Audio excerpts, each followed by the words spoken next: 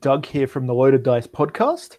And you'll either be hearing this as the last segment of our latest podcast episode, or you'll be watching this via our YouTube channel. So thanks for joining us on either one of those mediums. What we're going to be doing is going over the players pack for the Stygian Abyss campaign, which is our 2018 Horus Heresy campaign being run at the Games Cube in Parramatta. Now, we've got our first event on the 24th of February, filling up pretty fast. I think this morning when I was adding people to different events, there's about 20-25 people fairly interested in coming along to the event. And it does cap out, I think, at about 30 in that space. And to be perfectly honest, 24, 25 is really nice and comfortable with a good number of people there. So if you're keen on that, jump on the events. You can find them on our Facebook page, and they've been shared all over everywhere. We'll probably put a link in the YouTube video as well for you guys to click on that and go straight to the event. And then there's 3 more acts to the campaign, and they're each 2 months apart, which is pretty good. Now, just a bit of background on this one is it is an escalation campaign. So the events get bigger as you go along. You don't have to come to every event. You don't have to come to the first event. If you can't make it, you can come to ones later on. There is a cost involved in it, which is, I think, either $20 or $25 paid on the day at the store. So no prepaid tickets or anything like that. Guys, you want to add anything before we jump in and start getting stuck in? No, sounds good. I'm keen for an escalation kind of campaign. That should be a lot of fun. Yeah, and give people a great opportunity to start an army or expand an existing one. Should be great. And I'll echo everything that Doug just said.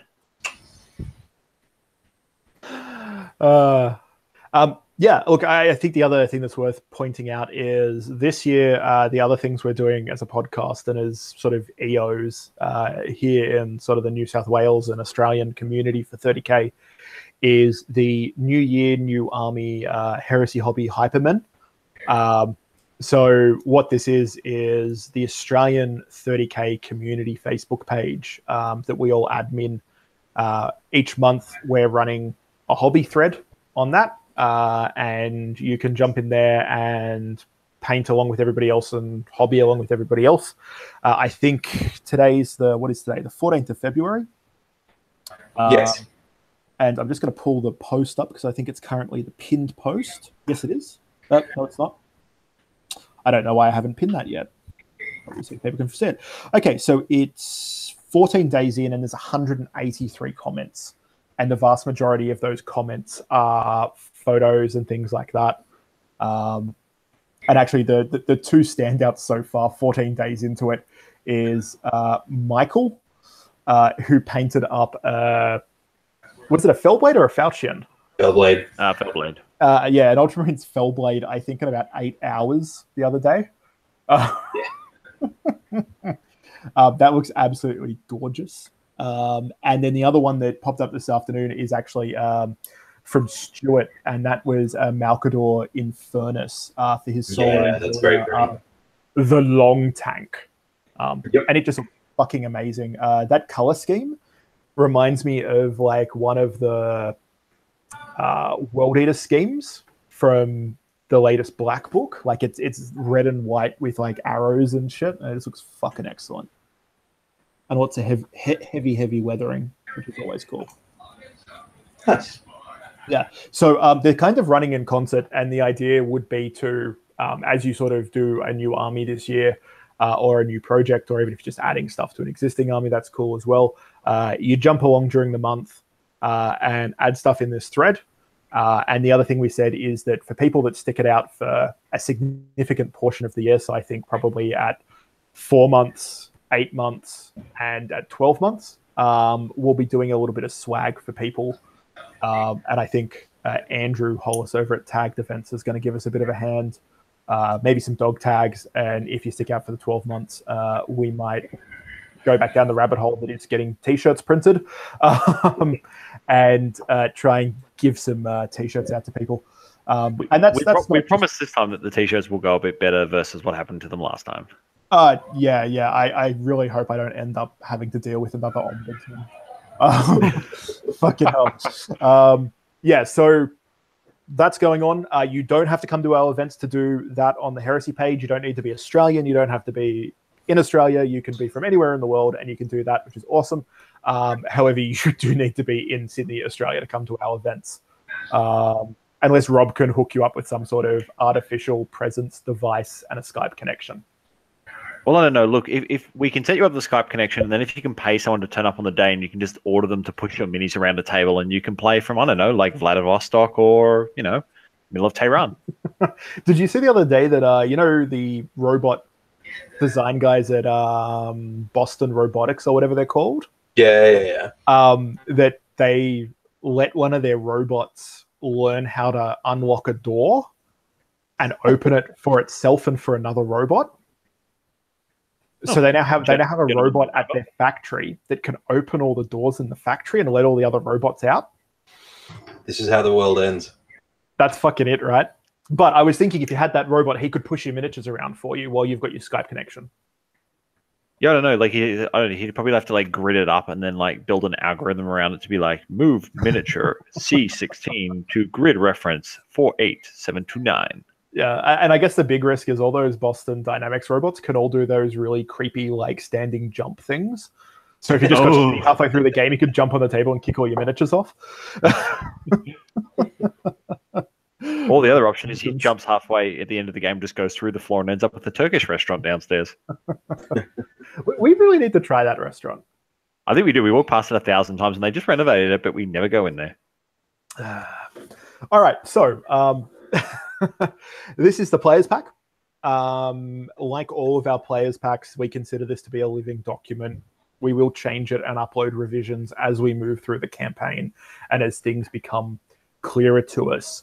Now, obviously, being only a 4-event campaign, it's probably looking at maybe one update after this event, and then it will probably be pretty locked in stone, but we can still update as we go through.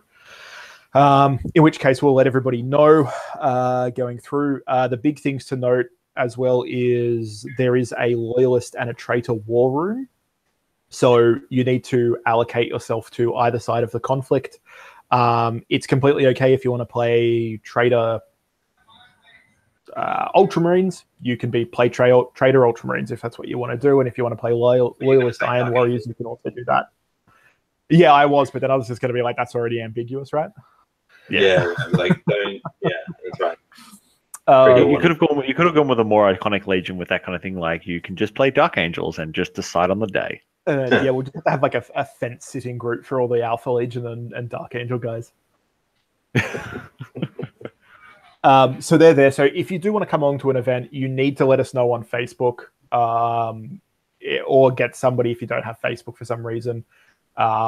You need to let somebody else know that can let us know. That's completely okay as well. And we'll just allocate you and invite you into one of those rooms, because that's where you're going to get things like team objectives, strategy, army list building, shit talking, and all that sort of really cool stuff. So yeah, you guys want to add anything else before we dive straight into this? No, let's get started. Let's do this. All right, so what I'm going to be doing is I'm controlling the screen if you're watching this on YouTube. And we'll just sort of scroll through and stop, so you can read along with us if you like, or just listen to us is all good. So we'll start off with a bit of the lore and the background behind this. So the first thing you see is a picture of Stygian 8, which is a giant forge world to the galactic west of Terra.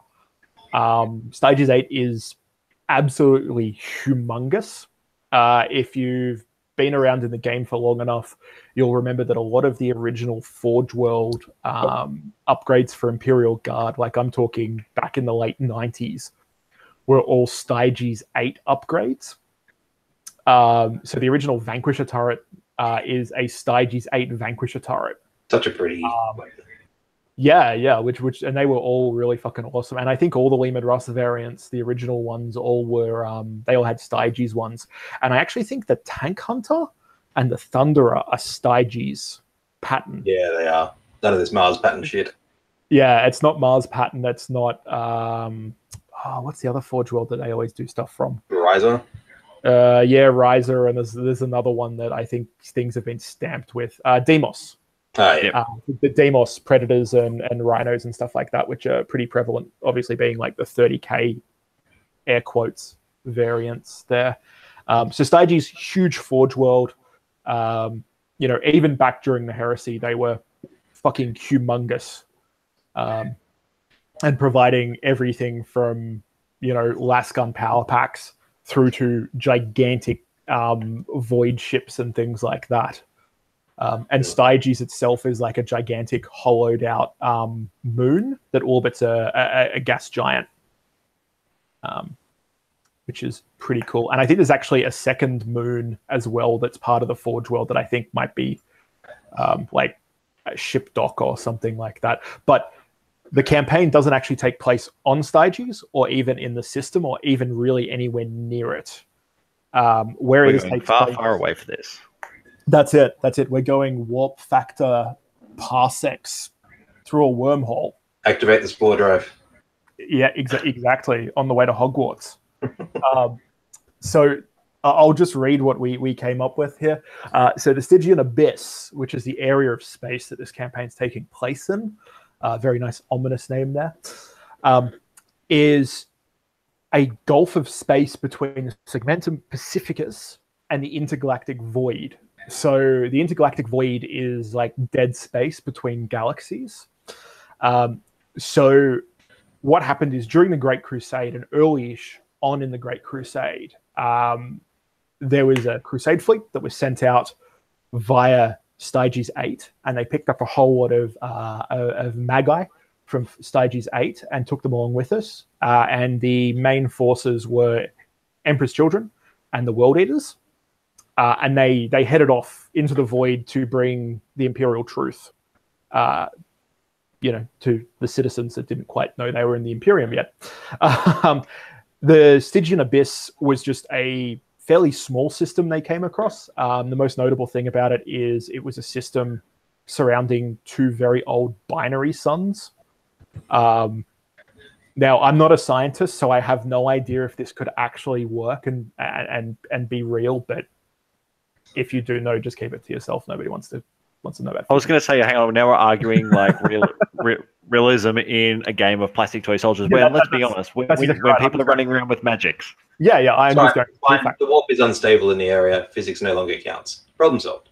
Perfect. Yep.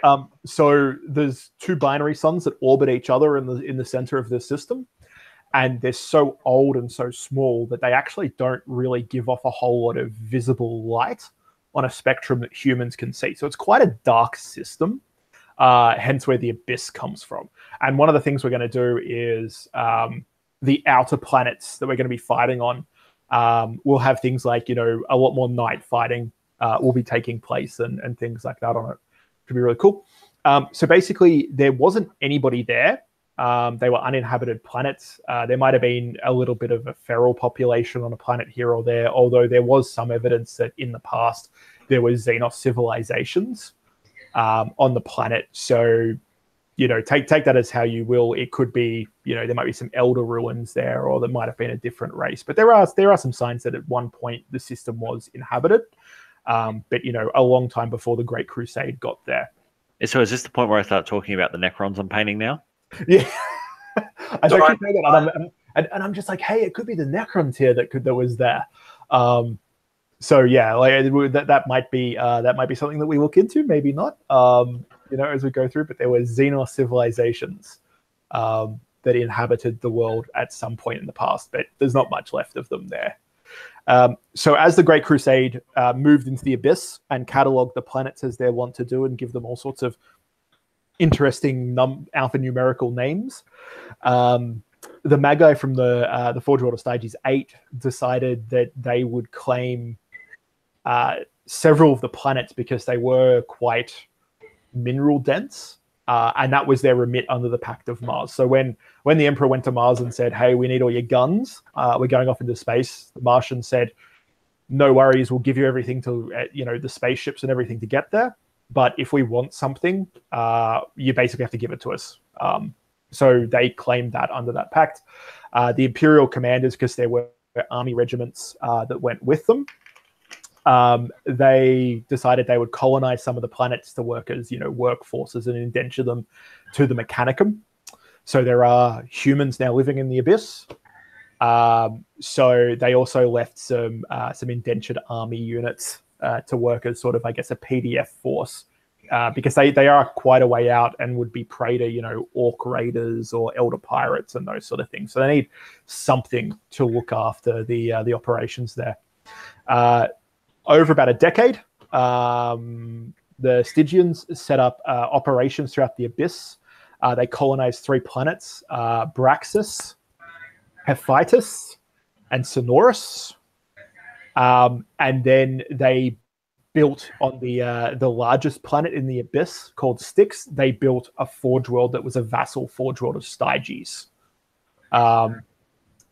So a lot smaller than Styges, but a forge world nonetheless.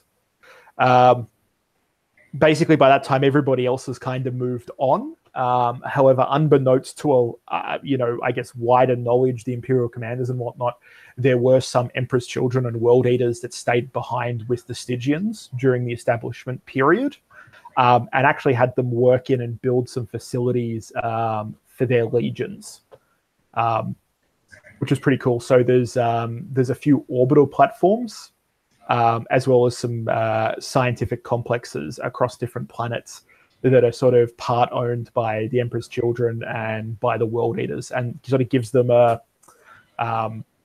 orbital forts and places to resupply if they're in that region of space, because they're sort of so far out from everything else that's around the place.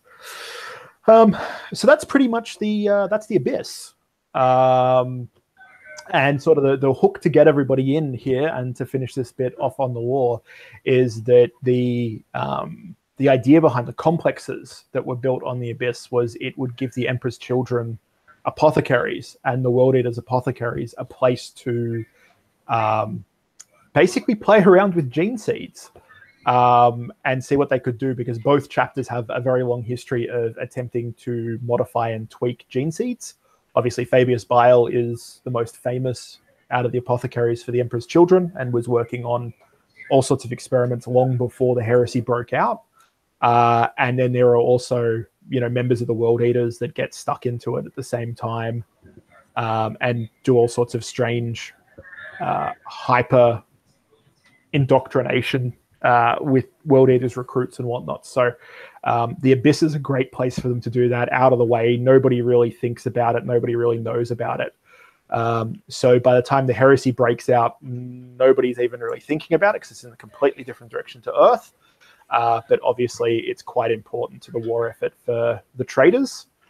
And, there are loyalists cut off that come across it on star maps and sort of think, well, hey, look, we know there's refueling. We know there's a forge world there. Maybe we should head over there and see what's sort of going on, not knowing, expecting them to be, probably a loyalist area. And we'll sort of find out what happens at the first event. Yeah. Excellent. Yeah. So that's the lore. Rob, Doug, one of you guys want to take over for a bit? Yeah, I'll kick in at this point. So, as we all know, the Stygian Abyss will be run by, ourselves, the Loyalist Dice podcast, so which comprises Andrew, obviously, myself, obviously, Doug, and Stevie.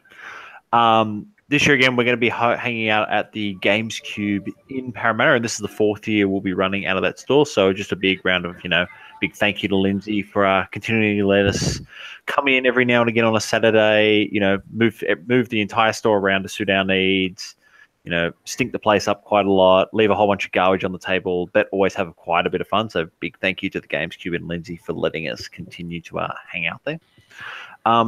As Andrew said before, this year, the campaign is going to be significantly shorter. So unlike last year where it was one event per month, we're only going to be doing 4 events this year. So again, real life gets in the way, but also adds a bit of emphasis on getting into those particular days. We've also spoken before, this will be an escalation event for this particular year. So the first event for this year, for instance, your army is limited to either a 1,000 point Zone Mortalis or a 1,500 point Age of Darkness list, but we'll talk a little bit more about that when we get to the event specifics down the bottom. Again, literally doesn't matter who you are in the community. If you're well known and everyone knows you by name and by face and by army and whatever name you go by on the internet, or you've just bought your first box of Betrayal at Kauth or Burning of Prospero, or you bought a whole bunch of stuff off Forge World, turn up, have a great time. Everyone will get along with you. I don't think anyone has been feathered and tarred in the time that I've been playing. I think, Andrew, you're the closest ever come to it. Really? And I think we've lost Andrew at this moment. I mean, come on. You got a whole hashtag all to yourself with the rubber roll, right? Yeah, but that's like an original. That's like, like an artifact from the before time. It's like, when eating kale was cool before all the hipsters came along. It was never cool. Right. Nothing. I don't know, man. Your dietary choices is cool. I don't know, man. Like, I enjoy my kale chips, like 100%. Get out of my house. What was that? Get out of my house. Well, I'm in your ears at this Kale point, chips. so which is the worst place for me to be. Disappointing. Spreading horrible things to the masses. So again, continuing on, getting back to the real topic before talking about feather retiring and kale. This is not a tournament by no means. This is a narrative campaign, so we're here to tell a story and enjoy the game that we all enjoy playing. We're not going to be checking lists. We're not going to be looking at your army in the morning saying, nope, that's too rough. Literally get the fuck out of here. It's all about having fun. It's all about enjoying the game. It's about telling a story. I think, comes from me and Andrew playing quite a lot of D&D. Just because a character is really, really powerful doesn't mean they'll always succeed. And this is something that will come out in the narrative. Again, it's not about walking up to the table, completely dick-kicking your opponent in by turn 2 and being like, yep, I've won. It's about playing the game and enjoying the game you're actually playing. Yeah, I just want to say something on that line, because I think this constantly comes up and is a source of many arguments in our community and any gaming community where there's competitive side and a not so competitive fun side. Not that the competitive sides aren't fun, but you know what I mean. Yeah. While we're not going to check lists, if you want us to look at a list and give you an idea if we think it's way too harsh, you're more than welcome. Please send it over.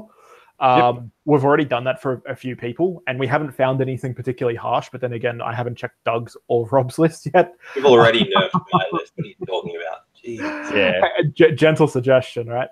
But look, at the end of the day, if you want to turn up with something that's just fucking insanity, you'll probably make it through the event you turn up to.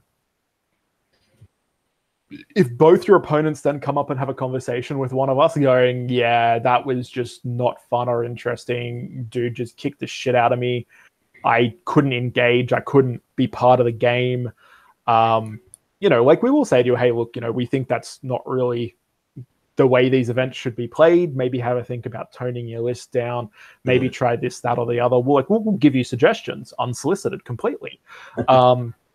And then we will ask to check your list before the next event. And if it's still just the same way and the mindset is that win at all costs mindset, I'm here to just fucking be big dick player, we'll just ask you not to come back. We've never had to do that to anybody in 4 years. And this is the policy we've always had, by the way, guys.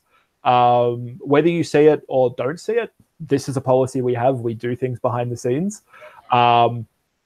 But we've never actually had that problem. We've never needed to kick anybody out and ask them not to come back for this sort of stuff.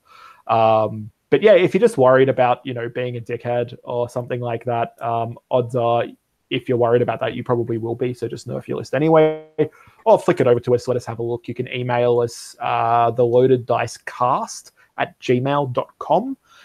Send lists through to there. One of us will check it, get back to you and let you know what's going on. If you've got any other questions, that's also where you need to go. So Andrew, speaking about toning down your list, have you decided to finally take out your broken basilisks? Yeah, my geez, broken my broken basilisks. Yeah, that I sort of well, what's the term? Self-regulated into one unit. So well, you'd be cheating if there were more than one unit, right? oh, that's very true. Actually, yeah, that's probably why I've never run them. Cheating, unregulated. I don't know, man. Yeah, I mean, fuck, man. Like normally, between them and my my 5-man autocannon and plasma cannon heavy weapons teams, like, how dare you? what am I doing to myself? So you may be the first person we have to ban. I know, Yep. right? Yep, fair enough. I completely understand, guys. Yeah, so look, Rob's trying to run a nice, fluffy Ironfire 12 quad mortar list, and you're here with 3 basilisks. I mean, come on. And look, in the same vein, I'm going to deal with this right now because we've already had people ask us about it.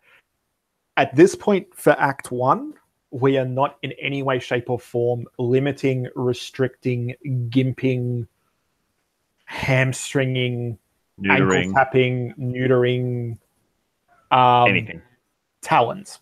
Specifically talons is what you guys are probably going to be asking about. Yeah, you guys go on.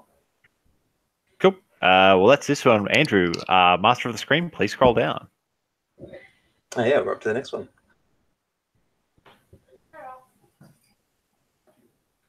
And I think Andrew's lost. Cool. I think we have lost Andrew briefly, which is a shame because he's controlling the screen. But I'm excited about this campaign, right? Like, it'll be a lot of fun. I'm keen to see, new armies show up from either new players or existing players who have decided to do something different. It should be an awful lot of fun. No, that's the thing. And look, coming to any of these particular kind of events, it's always important to, again, going back again, it's always important to have fun. Like, I've played not like 30K, I've played like in fantasy games where it's been so mentally mind draining by the end of the day. I'm just like, why did I even go and play that? I just feel like shit at this point. I literally feel like I've been hungover at some points. Yeah. Yeah, exactly right. Oh, the Master of the Screen has returned. He has. Yeah. That's exciting. Sorry, I just had to go and do some very simple plumbing. Yeah. So you had to turn the tap off? Something like that. No, fair enough. All right, so event format for this. The Stygian Abyss campaign is a narrative 30K campaign composed of 4 acts. Each act is played 2 months apart at the Games Cube, so I think we've already covered that. Each team, this is a team campaign with the players opting to join either the Traitor or the Loyalist war effort. So again, like Andrew said before, if you haven't gotten into one of the war rooms yet, there will be a description in the video below. Click on it, join your particular war room. One of the EOs will approve you and pop you into that war room. And then generally at that point, again, you're in that war room. There are some rules in there. It's literally, just be a nice guy and don't be a dick in there. So that's literally like the core rules. Yep. And look, basically, that's how we're going to be doing most of our communicating. And I can't stress it enough that it's pretty important that you get in there and you use it. Even if you're going to come to just like one event and you just want to try it out, jump in the war room, because one of the big things I've found about 30K and specifically our community, like the Australian 30K community and the Sydney Canberra community, to boil it down further, it's not just about the event and turning up for 6 hours or 8 hours on one day, rolling dice. It's about the interaction and the social group around that, and getting to know people. And that's actually what Facebook's for, is for connecting people like that. And it works really well in this format. We've done it for 3 years, I think, using groups. And they're always a great source of fun and sharing of hobby stuff and tips and all sorts of things. And then one of the really cool things about it, especially if you're a new player coming in, is if you're interacting with somebody on Facebook in these groups and you sharing army lists and pictures of stuff and whatnot, when you get to the event in a week and a half's time or in 2 months' time or whatever it is, you kind of feel like you already know people and you're a lot more comfortable. So that makes it a better experience for everybody. You can be like, yeah, shit, I know that army. I've seen that army all the time on Facebook popping up. So I know that, obviously this is Doug or this is Rob or, whatever it is. So it's worth jumping in there. And as I said, you will miss stuff out of this campaign if you are not in one of those war rooms. So make sure we'll keep posting them up and all sorts of stuff. So make sure you ask to be invited into one of those or click join and get approved. And look, for some ungodly reason, if you can't click on the link below, or you're for some reason unable to join one of the war rooms yourself, please get in contact with one of us, and we will just add you to the war room ourselves. Yeah, in a lot of cases, I think where I've seen this happen in the past, and Facebook changes this, ninja edits it all the fucking time, is if your profile is super locked down. Like the highest level of security in regards to who can add you as a friend, who can talk to you, and all this sort of shit, you may have problems getting added to groups. You might have to change your setting, get added to the group, then put it back. I've seen that in the past. Or you might have to send one of us a friend request, and then we can add you to a group. Is usually the easiest way to do it. So just keep that in mind. I know a lot of people that are Defense Force guys have profiles like that, school teachers and things like that as well. So if you fall into that category and have that, just flick us a PM or an email, and we'll sort it out for you. Yep. Each side will have a dedicated War Master played by an EO. So unfortunately for all the traders, I'm the EO for their side. So my reign of terror is about to begin. And I have no idea who the Loyalist one is, but I assume because Doug isn't it, you're not it, it would probably be Steve. Yeah, I think it's either me or it's Steve. I don't think we've actually assigned that one yet.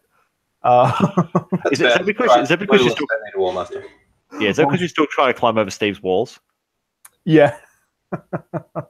Well, actually, yeah, that was the other thing, is I'm not even sure what Steve's playing for this campaign. I think he's starting off with Imperial Fists, but once some of his custodes are done, I think he's going to be switching over to Talons. So, yep. It will be either myself or Steve at this point, acting as the War Master. Now, this is a change, obviously, on the last few years where we would sort of roll up to the Games Cube, and I think at one point it was the person with the biggest beard was the War Master. I remember that from one event, or the person with the most points in a HQ unit or a Primarch, or whatever it was War Master.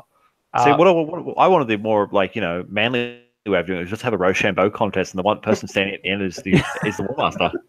Rochambeau for War Master, yeah.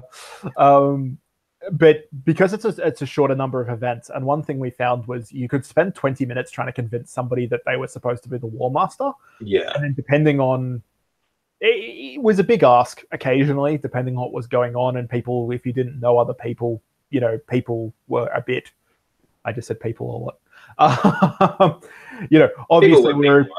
Yeah, like they were a bit hesitant to assign things for other gamers that they didn't know. Yeah. And they felt like they might be imposing. So we're just going to be absolute asshole War Masters and assign you where to go and how things are going to work. It also means that as far as the narrative of this goes, we've got a bit more control over it. Now, this isn't a reaction to last year or anything like that. So please don't take it as that. What it is it's a shorter campaign that we have quite set ideas on what we want to have happen. So being able to steer that a bit more is going to be fantastic. And continuity of War Master across events should lead to a bit better team cohesion. Yep. The campaign's going to be using campaign victory points. So if you ever see anything that's called a CVP, that's what that is, a campaign victory point. This is not a map-based campaign. We're getting away from that this year, just for a change. And once again, with 4 events, the map wouldn't be used too much. And it's, So we're using a victory point tally system, basically, from event to event. And at the end of the event series, which I think the last event's at the end of August, whoever's number is higher is probably going to be the winner. Yeah, barring some kind of Deus Ex Machina at the end. Yeah, some sort of Albus Dumbledore 50 billion points to Gryffindor at the House Cup sort of thing going on. Pretty much. Cool. Yeah. Makes sense. And then obviously, and I'm just going to put this out there for completion's sake, this campaign is a Horus Heresy 30k campaign. It uses the Age of Darkness rulebook. which is the latest one that came out from Forge World. If you don't have that, don't stress. If you still have a 7th edition rulebook, it's basically the same thing. But that's the rulebook that we're using as the Bible for this one. And then it's the other Age of Darkness red books that you can use, so all your army list books and things like that. We will be using FAQs from Forge World to cover this. We probably won't write our own FAQ document. It will just be case by case. If you've got a question, put it in one of the war rooms or send it to us as in an email or a message, and we'll make a determination or a way of reading something. Yeah, it will go into a, like what we have here in a living players pack. It will go into a living FAQ for the thing. It'll probably just get tacked onto the end of players pack. Yeah. So you'll have a consistent. Again, it's not like the old events we used to go to. Again, this is going back quite a while now, even before us, where you would ask one sort of like person at the event, like, how does this work? They would give you one answer, but you would ask a second person, and they would give you a completely different answer. Yeah. So these FAQs, like there's 4 of us in the EO team. Which is hilarious if we need to make decisions on this stuff. But generally, we all think in broadly the same way. So if something gets asked at an event, the EO will go and find another EO on the day and get a determination between the 2 of them on whatever it is going on. If it can be all 4 of us will have that conversation and sort it out. That will then get jotted down and set in stone for the remainder of the event series. So that's how that works. If you've got anything that you're worried about right now, as I said, send us a message. We'll sort it out and try and, we'll let everybody know so everybody's on equal footing. Cool. I'm trying to think of anything off the top of my head. So pop up. Can you guys think of any bugbears? I couldn't when I was writing this the other day. I think the new rulebook and that FAQ sheet that came out at the Weekender sort of covered us off for most things. Most things, yeah. Look, there will be something that comes up. It'll probably come up at the very first event before the first dice is rolled. Someone will walk up to us while we're having breakfast or coffee or something and be like, hey, I've got a question for you. And we'll all turn to each other and goes, and it begins. Yeah, all good. But what about Odin? Yeah. All good. It'll be fine. Did you ever consider the joys of being an EO? Right. I'll just ask some of my questions. It'll be great. Yeah. How many points is this Skaven formation? Wait, spoilers. Oh, come on, man. That's how many points does the Screaming Bell cost in 8th edition? Surely that's a Lehman Russ, right? That's my count as Russ. Oh, God. The bell's like moving a back on the topic. Yes, army composition guidelines. Yep. Armies can use any 4-org chart except for Leviathan. If you really want to use Leviathan, talk to one of us first. Although it'll have to be reasonably well fluff justified, I suspect, for any of us to let you use Leviathan. Yeah, right? Look, I can't see it happening for this event series, except perhaps, and this is a huge perhaps, the last event. Yeah. Just because of the points and the way that we want to structure it, there's not really. I can't work out where double Warhound works in this event. Oh, that's okay. You can still do that. That's fine. Matrix of Ruin is still available. Yeah, okay, yeah. If you can fill the rest of it out, that's fine. But you know what I mean? Like I can't see anywhere where a super heavy detachment's just strolling around in the abyss. Yeah, and it's kind of hard to escalate as well, right? Like you can't. Yeah, that's it. Like a Baneblade and then the other half of the Baneblade. Well, I guess you could if you're really fucking lazy. Yeah, I guess. But like, come on, man! I'm doing a militia list. Don't break my heart like that. Doug, is this where we make like a Dawn of War reference where the Baneblades that went missing like go back in time and all end up in the abyss together? It's the Baneblade. Sorry. Carry on. Yeah. Oh, but by the way, can I just stop us right here for 2 seconds? Andrew Hollis just sent me a message. He doesn't know that we're doing this, although I'm sure he'll listen to this or see it on YouTube. So Andrew's skills with Photoshop and things like that are absolutely legendary, and he's always been a big help in creating fluff and all sorts of stuff. And we're chatting about a campaign decal or patch for this campaign. Oh, nice. And he's just sent me the first proofs of it, and I'm going to forward them to you two.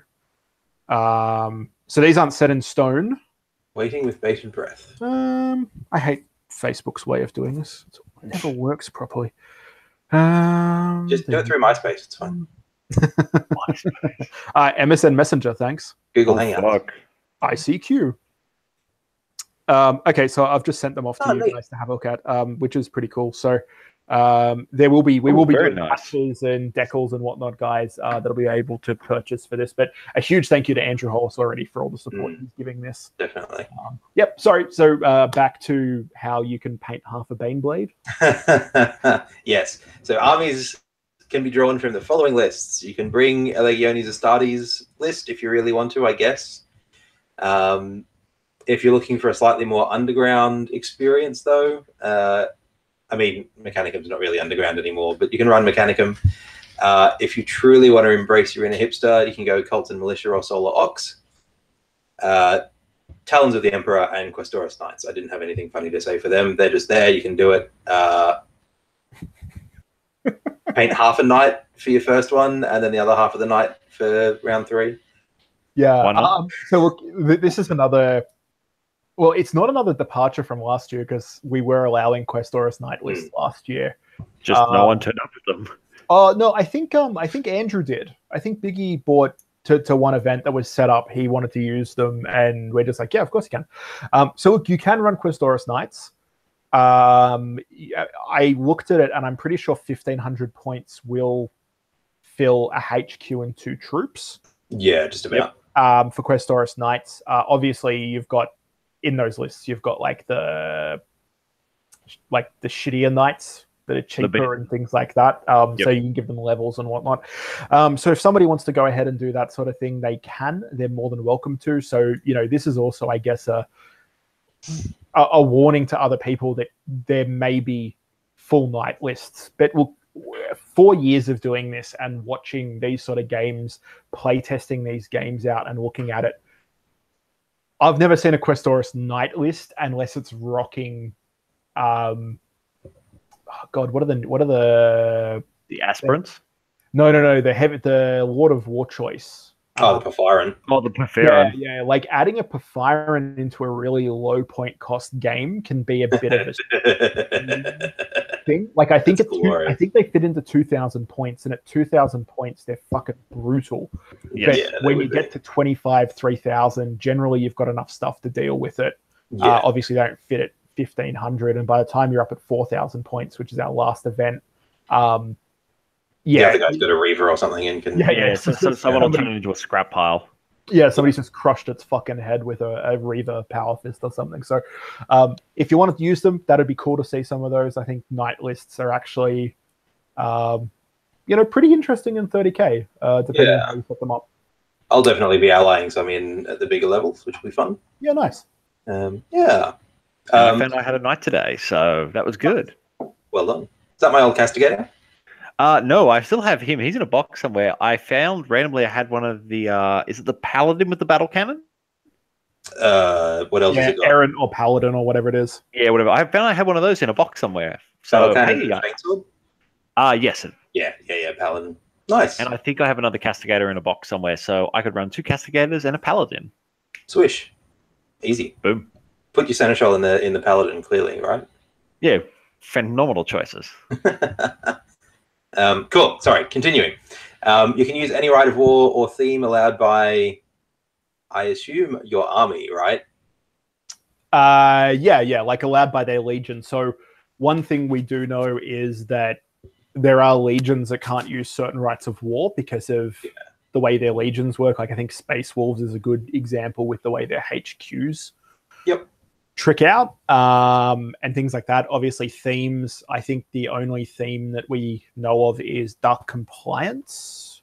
Are there any other themed armies at the moment? Shattered Legion. Oh yeah, Shattered Legion. Dark Compliance.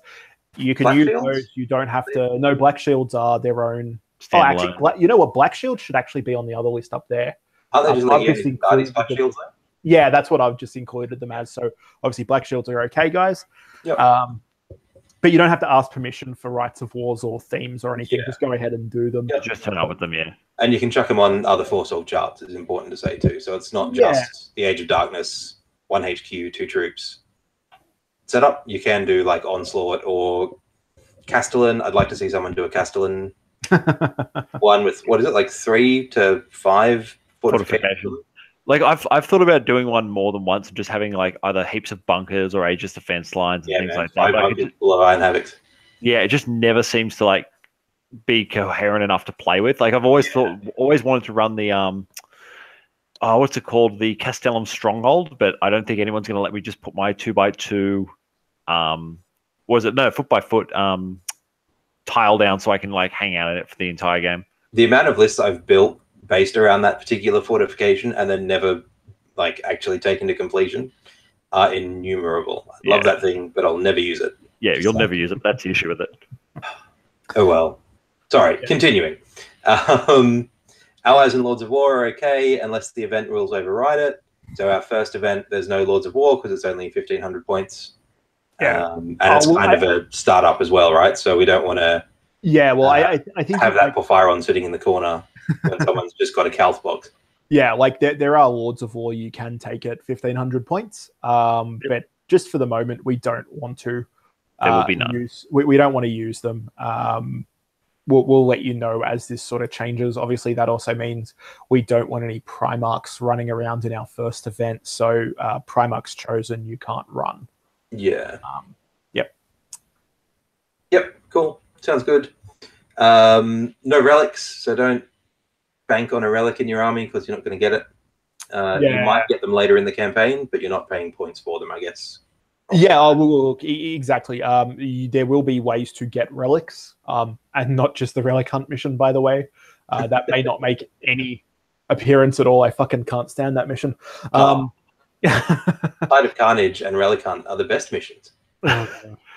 War of Lies, man. War of Lies. War of Lies, sorry. That's the one I'm thinking of. Yes. Yeah, with a combat drop fucking deployment. So don't add relics, but you can possibly pick them up later on, so don't stress too much. Yep. Great.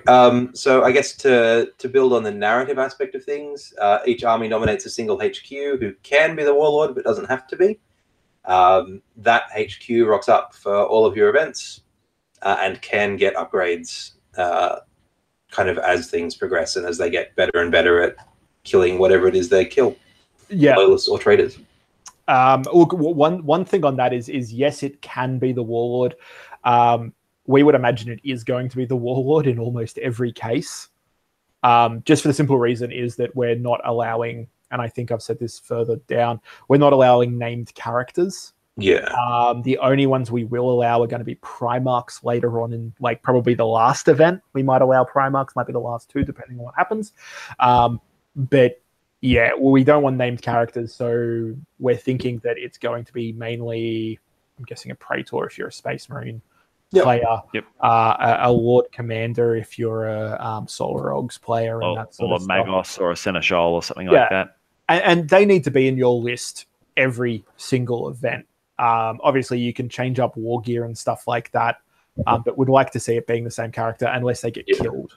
Yep. And I think I've written it further, down in the Warlord upgrade system. But basically, we're going back to using the Horus Heresy Book 4 upgrades because with 4 events, you're definitely going to be playing 2 games at each event as far as we're looking at it now. So over 8 games, you're not going to have anybody getting so completely OP and ridiculous using that setup. So we're not too worried. We don't want to mess around with it because it's a huge time commitment trying to work out upgrades for Warlords for a campaign. Yep. Cool. Sweet. Exactly right. So so that'll be fun. Bring a HQ who you can sort of, I think we said this a bit later on as well. Yeah, we do. But it's helpful to sort of fluff up your character a little bit, I guess. Give them some background, some history, a reason to be there. And kind of then it makes sense to upgrade them as they get better and better at stuff. Cool. Next one on the list. Painted miniatures are always great. We love seeing fully painted armies. Doesn't always happen. We know that. We get that. There's a whole bunch of different reasons that life gets in the way. So you're not required to be fully painted to show up to our events, particularly, I guess, because it's escalation and we want you to be, able to play with the new stuff that you've just bought and built. So if it's bought, built, ready to go, I mean, even a base coat spray with a rattle can of black or something, off you go. Yeah. But the big one for this one, you must make sure your models are fully put together. So they must be fully built. So no dick bikes without riders just flying around, no Xiphons without wings. It's the entire model is built. Yeah, that's right. Like, I think, as Doug was saying, it's escalation. We've only really given people 2 to 3 weeks notice on this first event. Now, look, this is something that might change as well. There will be a discussion after the first event as to whether the second, third, and fourth events do become fully painted due to the 2 months between events. Yep. And the steps in points, one of the considerations for that was actually, is it possible to paint that many extra points for an army in that period of time? And things like that. So it is something to keep in mind that after this first event, we may actually go to fully painted. At the moment, I'm kind of using myself as a benchmark. I'm a new father. I've got a 5.5-month-old daughter. I run a business during the day. I have a wife and family commitments and everything. So I'm going to kind of look at how my hobby time goes, which is incredibly restrictive. And if I sort of find myself getting through my army for this event, I'd imagine that a lot of other people are going to be pretty good with that as well. Yep. By the same stretch, however, for this first event, you don't have to be fully painted, but fully built would be nice. If that means you're blue tacking your jump packs on the guys, that's not an issue. Yep. But we don't want to see Xiphons that are just fuselages flying around tables. We don't want to see Thanatars that have no arms and no cannons on their backs and things like that. If you can get them base coded, that would be fucking incredible, for the simple reason is one thing that we love to do at our events is put stuff onto social media as part of the community. Everybody around the world in the 30K community loves looking at photos on Instagram, Facebook, Imgur, and all that sort of shit. Even if there's just like, if they're Blood Angels and they're red, that's so billions and billions of times better than grey plastic. We generally don't even bother taking photos of stuff that's grey plastic and putting it up. Because fully built, and if you can get a base coat on there, that would be fucking epic. And then we'll see where we go after this first event, and if we do switch over to being fully painted. Cool. That's all on that. So forging ahead then, army points levels, we've kind of talked about this already. So our first one, we start at 1,500 points or 1,000 points for Zone Mortalis if you want to play that instead. So what we're on that point, what we're asking for is if everybody can bring 1,000 points of Zone Mortalis out of that 1,500 points or whatever, just because we do have a couple of Zone Mortalis tables that you can't drive tanks through. So if you do get assigned to one of those tables, and obviously, if for some reason you don't bring a Zone Mortalis list, that's fine. There's enough people at the event that somebody else will have. But if a few people can bring Zone Mortalis, and I know there's a lot of guys in the community that probably only want to play Zone Mortalis. So that's also a possibility for this first event. I don't know though, right? Like Lehman Russ is only 3 inches across the front. You can sit that in a Zone Mortalis corridor. Yeah, as long as it doesn't have sponsons. Yeah, it's fine. Cool. Drive a Vanquisher down a hallway. Why not? Yeah. For days, man. Sorry. Yes. So 1,500 and 1,000 for reasons stated above. Act 2 is 2,500 points. Act 3 is 3,000. Act 4 is 4,000. So we kind of escalate, as we've said before, building up to a big old battle royale right at the end. Yep. Go. And then the next point after that, and look, we're not keeping records, as I said, we're not checking lists or anything like that. But as it's an escalation league, what we really want you to do is the 1,500 points you start off with for this first event, right? Just forget the 1,000 point Zone Mortalis, right? But for the 1,500 point main army for this first event is kind of supposed to be your starting core. So the HQ is going to be your warlord. If you're running more than one HQ, that's cool. But you're going to have that warlord in there that's got to be in every list for the next 4 events. Then what would be really cool is if the units in that 1,500 point list show up in all your other lists and it builds on it. Now, for me playing Blood Angels, I'm running 3 assault squads. That's the core to my 1,500 point list. So every list after it, I'm going to have 3 assault squads. Their size might go up and down. Their war gear might change around a little bit, but it's going to be those 3 squads. And it's kind of like those dudes are in system part of this crusade. They don't turn up to one planet and do one thing and then hop on the bus and fuck off back to the other side of the galaxy, right? Back to Bowl. Yeah. The idea behind it is it's kind of like, small forces are turning up, maybe calling for reinforcements if that's just calling down from a battle barge, maybe from out of system, dragging more people in as you go. But the guys that are there are still going to be there. Now, obviously, if something goes on, like it turns out your list's just a pile of shit and you hate playing it and you want to completely change, that's fine. We're not forcing you to do this, but this is like the philosophy behind escalation and the way we want to do this. So there's no set in stone rules, but that's kind of what we're thinking. As I say here, it would be cool to see the armies evolve over the campaign. One thing I want to do is every event between the two games, so at lunchtime or something like that, is I want everybody's armies to get set up, and we're going to take like photos of everybody's armies and we can catalog them as it moves through over the next sort of 7 or 8 months. That's cool. Which will be really cool to sort of see that. And as I said, that's also in line with what we're doing on the community Facebook page with the New Year, New Army, Heresy, Hobby, Hyperman stuff. Yep. So that's why we're sort of thinking that way, guys. Yeah, and I guess if you're going to fluff up stuff and drop it in your respective war rooms, having the same sergeants go kind of game to game would be cool as well. So not having, Sergeant Antonius in one, or in Act 1, and then by Act 3 it's Sergeant Julius, unless Antonius has died horribly. Like, then you can bring in Julius. As I do. Forgot to wear his helmet and got fucking murdered last time. Yeah. Gave himself a face wash with the World Leader virus or something. Yeah, and look, as we move through there once again, maybe there'll be ways to show veteran status for some units or characters and sergeants and things like that. Veteran levies, let's do it. So keep that in mind that they're, the more you fluff, the more you put into this, the more you're going to get out of it. The more everybody around you is going to get out of it. And the more we can do as EOs to make it a really enjoyable campaign experience for everybody. Yep. Cool.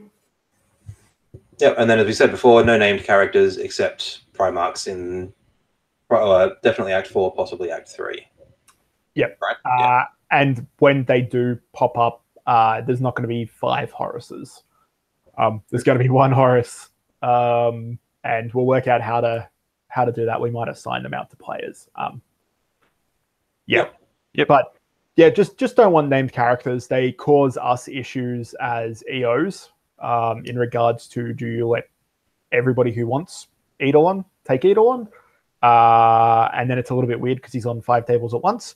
Do you have some sort of blood sport fight to the death over who can take him? Like, how does that work?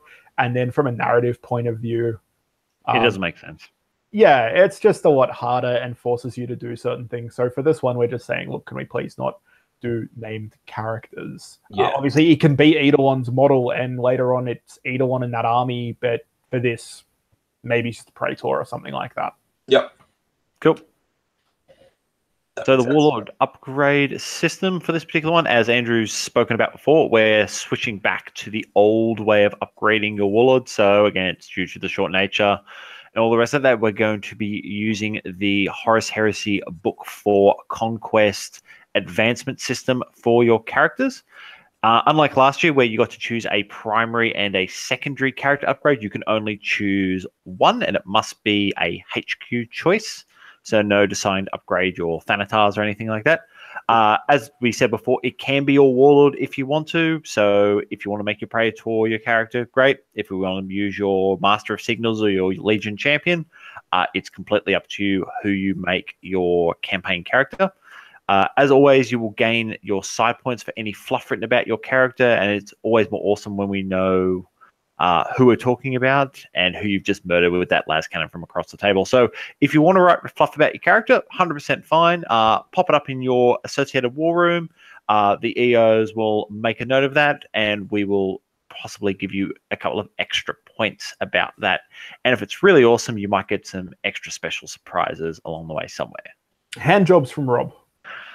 I don't know, man. My hand's like a giant frying pan, and they're pretty rough. It could be like having like 2 grain sandpaper. Look, I just want to put out there that, this is starting to touch on stuff, and I think I keep preempting the next part of the pack in saying this sort of thing. But we give out campaign victory points for all sorts of stuff. Like if you buy us a coffee or help us out with something on the day, setting up, packing stuff up, we're going to give you side points. It's literally like Hogwarts for more Harry Potter references. Put you in detention, you do the wrong thing, we will take points off your side. We've never had to do it, but it's a mechanic we can use. And the last campaign last year, at one point, there was a very significant number of points given to one particular side because of the amount of fluff that was coming out of their war room. So that was awesome to see. So there's a whole lot of things you can get the campaign victory points for away from just being on the table. And I guess that runs us into the miscellaneous. So, if you bring a painted army, a fully painted army to the first event, we'll give you points for that. If the subsequent events become fully painted only, we won't be giving out points for it.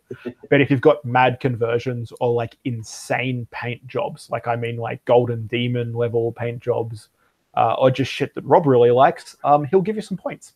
Yeah, and I have a note to that. If it's shiny, I'm kind of like a giant magpie. It's got hands and stripes, right? Yeah.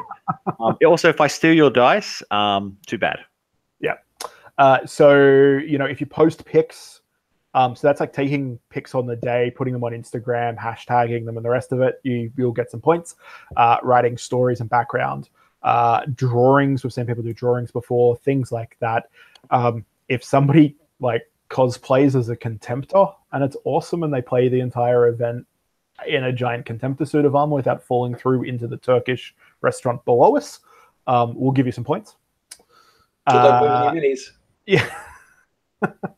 It could be worse. They could be like a box. They could be in box dread armor and then have tiny little Tyrannosaurus arms. It would be so good. Somebody cosplay it. But we can get up the stairs,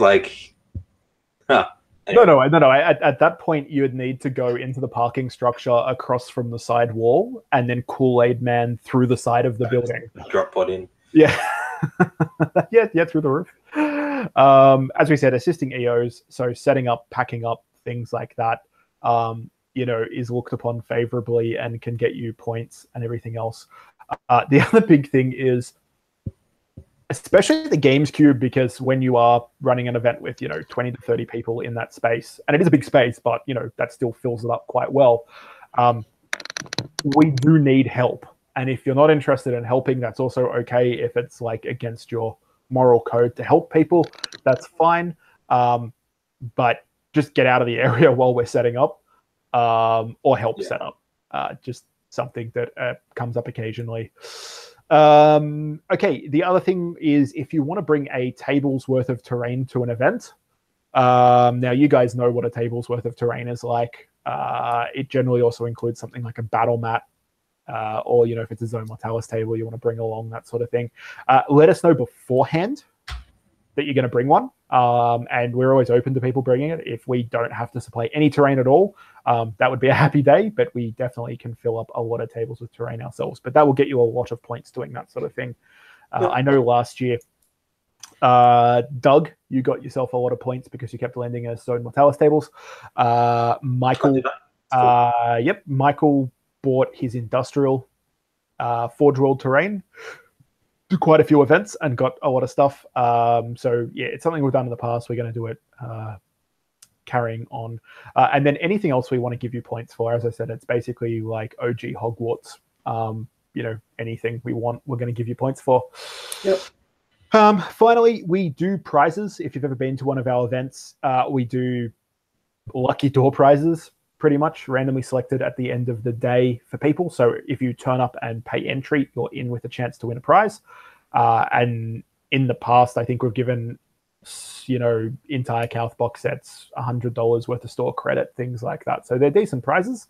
We'll also most probably be doing a best painted prize at every event as well, which is always a good one. There won't, however, be any prizes at individual events for like win-loss or anything like that. We'll probably at the end of the campaign for the last event, like with last year, there'll be certificates, and we will keep an eye on on win-losses for people and let people know at the end of the campaign what that is. But it means fuck all. It's just a metric that Steve will want to track because he likes his spreadsheets. Good old numbers. And then it's just another comment about the war rooms. They're there. Use them. Sign up to them. Can't stress that enough. Mm-hmm. Yeah. And then what we're going to be doing, and we've got the first events page here. And then as this one finishes up, we'll add Act 2 to it. And this is the format for the individual event. So Act 1 is on the 24th of February, which is the Saturday. It's not this Saturday coming. It's the one after it. Please be at the Games Cube at 9 a.m. It is a 1,500-point Shadow War event. You're also required to bring the 1,000-point Zone Mortalis legal list. You don't have. That doesn't mean you have to use that Zone Mortalis Rite of War if you're a Space Marine player, by the way. As I said, if you really don't want to bring it, don't stress too much. Other people will bring those lists, probably. Yeah. Or you can be like that Doug guy and just not want to play ZM at all. Well, I don't think I physically can with the list I'm bringing, right? Okay. 20-man cultist squads don't fit in corridors, apparently. Well, you can't run more than 15-man. Well, yeah, but I can't run levy squads at less than 20, and then my core troop. Yep. I think they're just like the tertios. They just get split into 10-man. You take normally 20. how they're FAQ'd, but we don't have an FAQ for that. So well, look, that's the first question. If you're on the militia, 20-man squads split into 2 10-man combat squads to make it legal. Glorious. Excellent. Perfect. So when we say it's a Shadow War event, that's the style of event. It's also going to be using Shadow War missions. We will be using the Shadow War table in some format at the beginning of the event. So not at each table. At the beginning of the event, the War Masters will do something with it, and that will set the scene for that day's event. We want to be playing at the very, very least 2 games. We usually give 2 to 2.5 hours for each gaming slot, 1 in the morning, 1 in the afternoon. Because it is 1,500 points, we're just going to check on the day. We might be able to fit a third one in at the end of the day, but we're just going to see, as you guys were saying before, like we don't want to stress people out playing toy soldiers. Yeah. And have anybody dropping from exhaustion. That's just silly. We will be using a points of interest system on the day. So if you guys have ever played in one of our events before, or lots of other events around Australia use points of interest. I know the 2017 Global Heresy campaign that all the podcasts took part in. There were lots of points of interest systems there. Basically what it is there will be additional objective markers that are not objectives, they're points of interest. And when you come into contact or you do something around that marker, and the marker might be a non-player character, it might be a fixed marker, that will depend. You'll roll on a table or have some sort of effect or bonus or those sort of things. So generally they're flavor pinches that help out with the story and those sort of things. Or it might be a briefcase nuke. And fuck everybody. I remember the last time we gave people a nuclear bomb on the table, both players decided to stop shooting each other and start kicking the nuke till it went off. Yeah, just try and work out how to set it off, right? Yeah, that was... Yep. It could just easily be a remembrancer who's wandered onto the field. Yeah, that's exactly right. Or like some sort of insane, like astropath. And that sort of thing. So the other thing is we do use stratagems as well. Once again, if you've been to our events, you've seen these. If you've never been to one of our events, what these are little cards. Usually we just write them out on a piece of paper and give them to people. And it will be some sort of effect or thing you can use during the game. So like maybe it's increasing the cover save on a piece of terrain by 1 and saying it's fortified. So you can play that in one game on something, or you might have a lance strike from an orbital cruiser that you can play somewhere else. Something simple, straightforward, but nothing that's going to radically flip the game on its head. And unless it's a briefcase nuke. Yeah, but at that point, it's probably going to be just as bad for you when your guy like butterfingers it and like bounces off the wall back into the squad. 100%. Yeah. If it's too good to be true, trust me when I say it's going to be too good to be true. Yes. I think that's pretty much it. Oh, look, the only other thing, we always say this, but if you're running a Force Org that's got two sides to it, so like it's an attacker and a defender Force Org, you actually have to bring both of them. Yeah. They can be, in this case, they can be completely different to each other. They don't have to be somehow mashed out of the same 1,500 points, or else it'd be the same list, obviously. And then, depending on if you are the attacker or defender for that game, you have to use the associated list for it. You can't just go, I just want to use the attacker because I can just take 50 elite slots. You also have to take the defender that's like 50 troop slots. So think about that. I think for a lot of them, like in City Fight, the defender has to have a fortification. Yep. So keep that in mind. If you don't have the fortification, you're not playing that list. Yeah, I think that's pretty much everything. That's about it. But you go to like Facebook and shoot us individual messages, put it in the groups, put it on something, send us an email at theloadeddicecast@gmail.com. Comment on an Instagram photo of us or something like that if you want. Post a react video on YouTube. Yeah, true. Yeah, actually, you can put a comment below. I'm not going to disable comments. If you want to abuse Rob and Doug, that's fine. You can do that in the comments below. You're the person who seems to like garner the most hate, Andrew. Yeah. I'm like your flame suit, Rob. That's pretty much. Yeah. Anything you guys want to add before we sort of finish this up? I think that sort of gives people a rundown on what we're thinking as EOs. Like, I like to let people know our thought processes and why we do things. We may seem like just completely insane mad scientists. Obviously, Steve doesn't help our image with that very much because he actually is one. But there is a rhyme and reason behind why we do things, and it is thought out, and we spend fucking hours chatting about this shit beforehand. It's not just, hey, we're just doing this for shits and giggles and we have no thinking behind it and we haven't spent time discussing it, play testing it, watching fucking a bajillion other people do things and then taking what we think are the best parts. I'm also going to say that we also know you can't keep everybody happy. You can't cater to everybody's tastes. Such is life. Such is life. We're not going to shed any tears over that. However, if you do have suggestions, if you do have questions, let us know when we can work them in. And we haven't thought of everything. We do that sort of stuff. Is we do add them in. As I said, this is a living document. It's an event series that's running for 8 months. If somebody comes up with a great idea, we're going to use it and probably not credit you at all.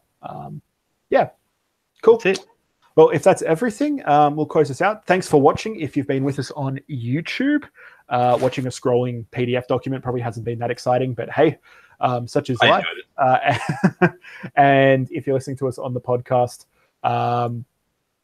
awesome. Always great to have podcast listeners. We love you guys. Scroll yourself if you're listening on the podcast. That's it. And we'll let you know that the next podcast may be a bit late again because we're doing the big custode episode. So we need to get everybody in a room together with a significant amount of time.